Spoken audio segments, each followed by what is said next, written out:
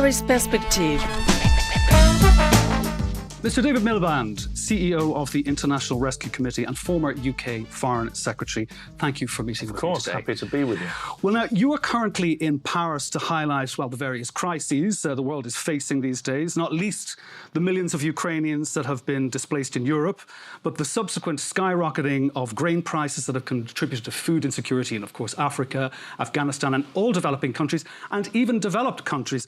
So before we dive in here, I'd like to, before we touch base on the pressing issues, if you will, that we're going to bring to the fore in our conversation, can you tell us more about the work of the International Rescue Committee and what exactly drew you to the organisation when you left UK politics? Well, thanks for having me on. The International Rescue Committee is headquartered in New York, but actually has its origins in Europe.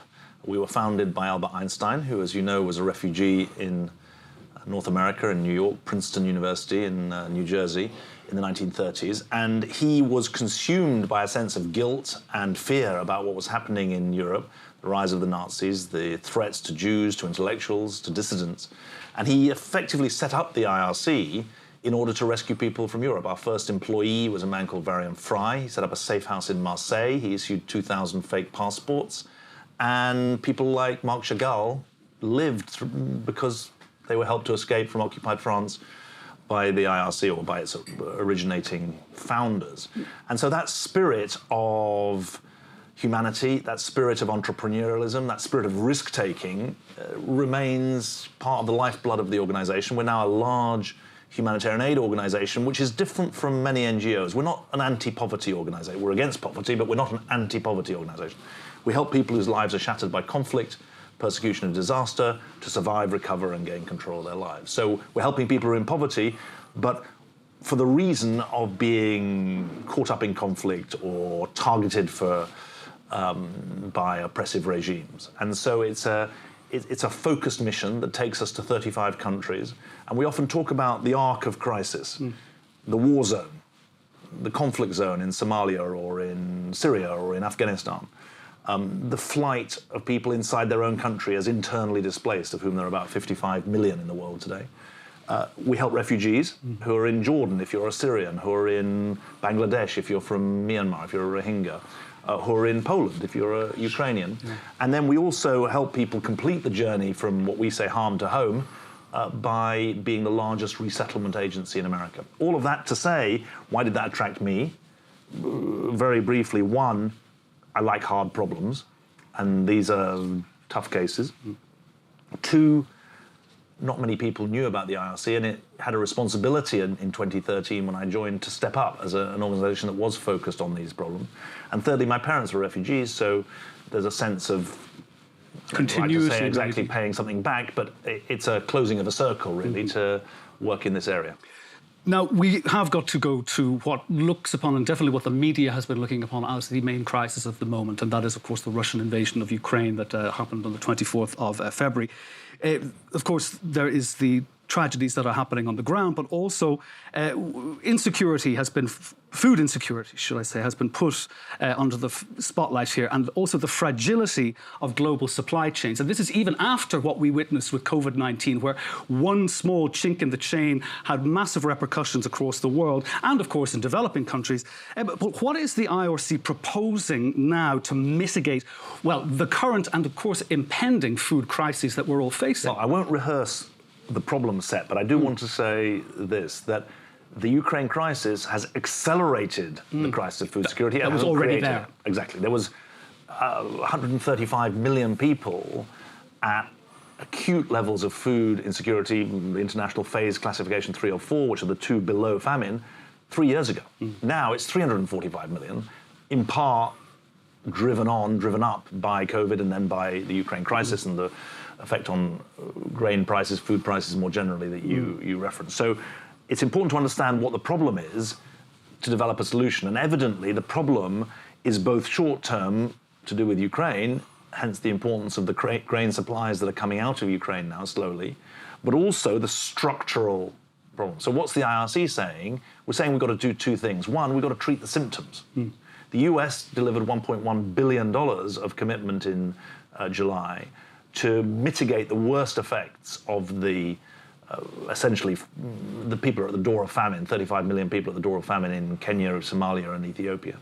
So you've got to treat the symptoms. We've got to treat child malnutrition much better. 80% of acutely malnourished kids don't get any help at all at the moment around the world.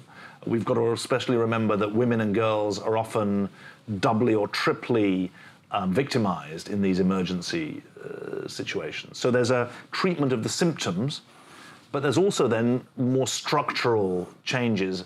We can't, as an international aid agency, affect the global food system. Yeah. But we can argue for and invest in, for example, climate-resilient agriculture.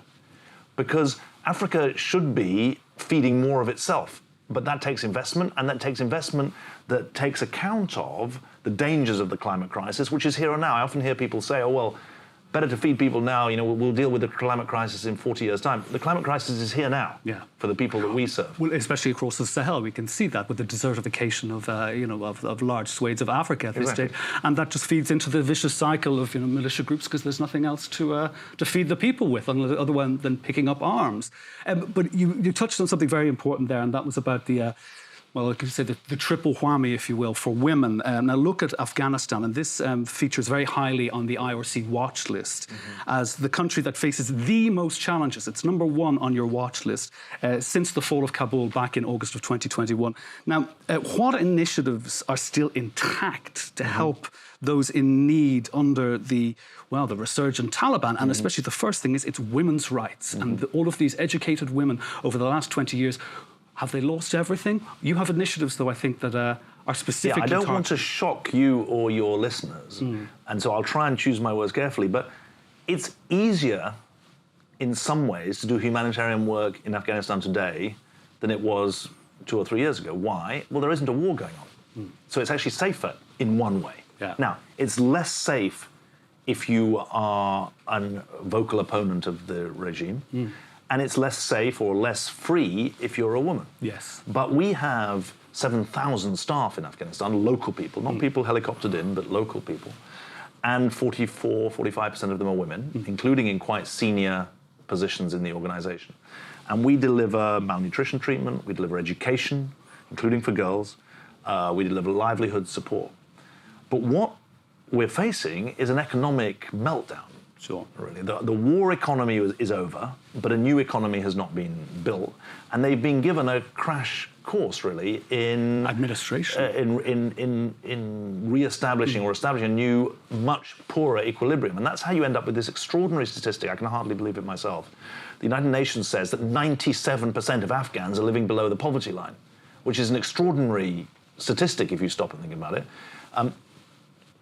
For realism, it's important to say that's a measurement of the formal economy, and there was obviously a large informal economy. But nonetheless, you've got mass poverty in Afghanistan, not because of an ongoing conflict, but because the banking system isn't working, because the assets that you need to underpin to capitalize a banking system have been frozen.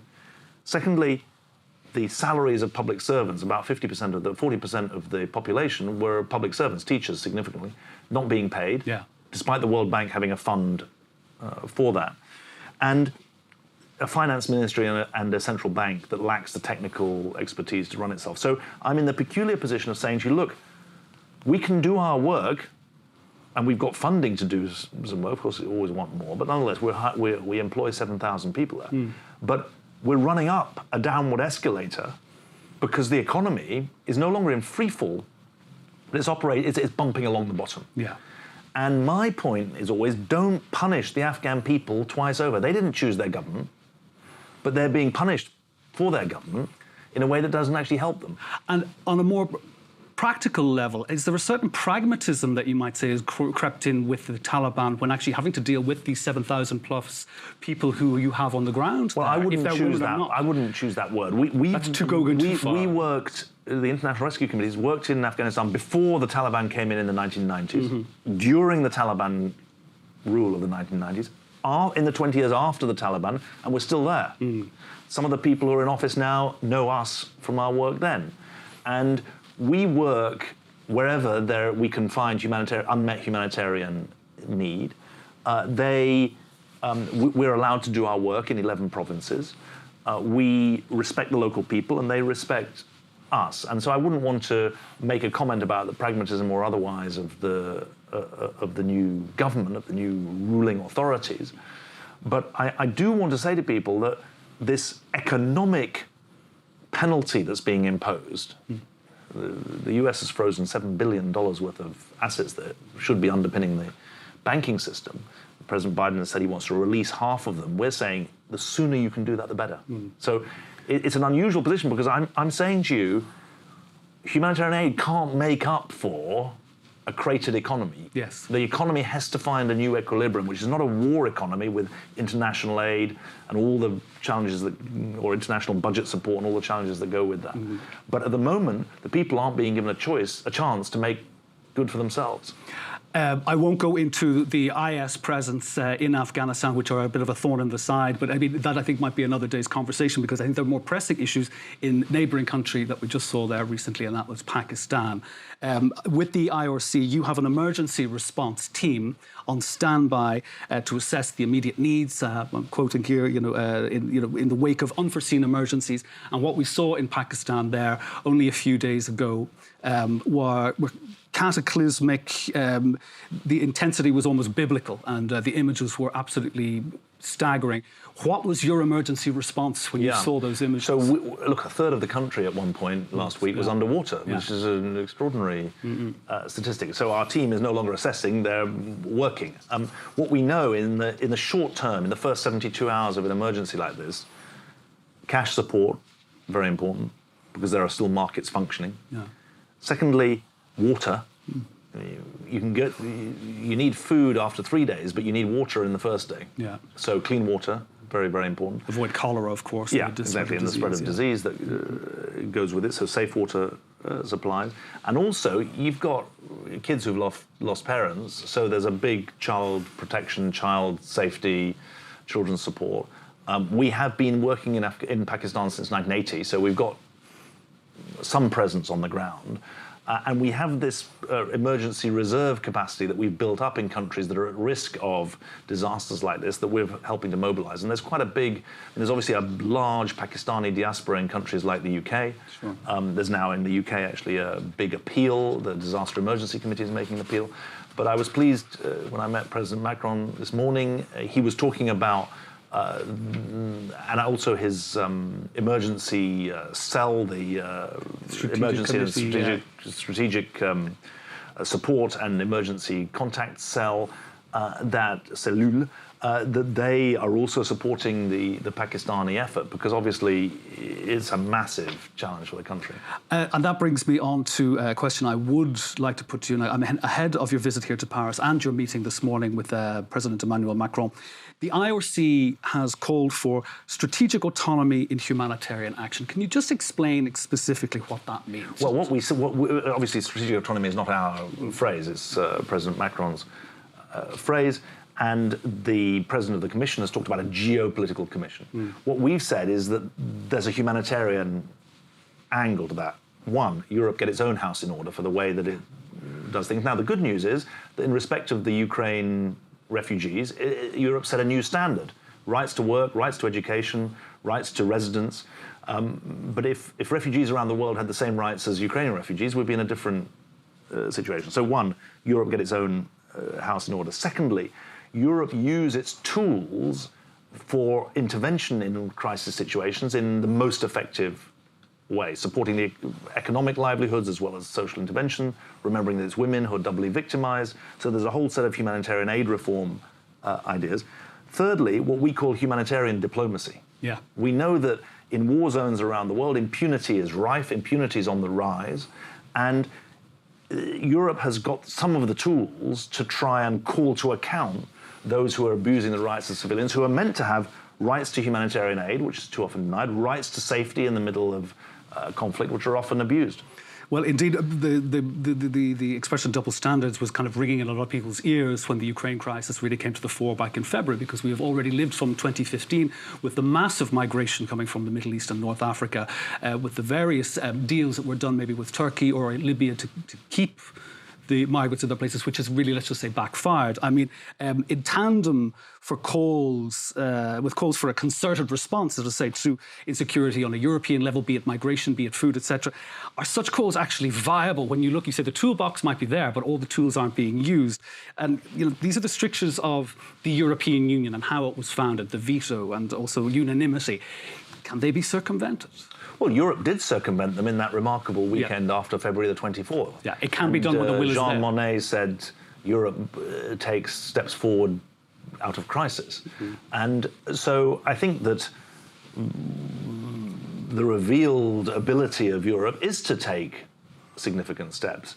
But we've got a lot of fires burning around the world. Europe can't put out them all. But in some areas, it can be a leader. Yeah. And my point is that it's in its interest to do so, as well as a moral compunction to do so. And we know that in all sorts of areas, the longer you delay tackling humanitarian crisis, the greater the political instability that results from it. And there's no easy recipe. Humanitarian aid on its own won't make communities love each other, put out wars, but it's an essential part of the story. Yeah. And certainly, if you don't get your humanitarian aid right, things get worse. Now, not to conclude fully, but coming towards the conclusion of our conversation Is that a way of saying you want short answers? No. You can take as long as you want, but I'm just kind of trying to wrap it up there because it's a very important, I think, cap that has to be put on this, and you have brought it up there, and that is the issue of impunity. Food supplies being used as a weapon of war. I mean, as you said, you've brought up from the beginning that it's a triple whammy for women in these conflict situations that has to be looked at, and in any crisis situation, as you said, even with Pakistan and the floods, with children, women, etc. So, holding human rights violators accountable is paramount. Yes, however, we live in very strange times. I mean, the rhetoric and propaganda from alleged perpetrators is constantly feeding cynicism and doubt in people's minds. I mean, working towards the future, how can we rise above the social media-driven wave of disinformation? Well, I think get people to tell their own story. I mean, the people who are the most powerful advocates about the abuse of international law in Ukraine are Ukrainians who've been under bombardment. The most powerful advocates for tackling the denial of aid flows in Ethiopia are Ethiopians who are being denied those aid flows. We had 2 colleagues of mine lost to a Russian missile in Syria who were driving an ambulance in northwestern Syria. They can't give testimony, but we can speak for them. And yes, you're right that a social media age, what I call an anti-social media age, is one where fake news, post-truth can... alternative facts can be on the run before the truth gets its boots on. So there's nothing easy about it. But I think the other thing to say is don't live in the Twitter universe. Yeah, step outside. Remember that 90% of the population are not on Twitter all the time. Yeah. So I think it's important that we don't get swept up in a way that loses a sense of humanity or perspective. And this is kind of in a more existential way, but on the back of the anti-social media and fake news. Do you think is there hope for us here? Has the search for truth been irreversibly eroded by these modern times? Well, you should never say irreversible. I mean, that's what I want to hear. You never want to say irreversible. A lot of people are persuaded of things that aren't true, or are persuaded that nothing's true. Remember, there's a famous book about the situation in Russia called Nothing is True and Everything is Possible by Peter Pomerantsev. And be careful that post-truth does your head in. Remember, post-truth is not the replacement of a fact with a lie.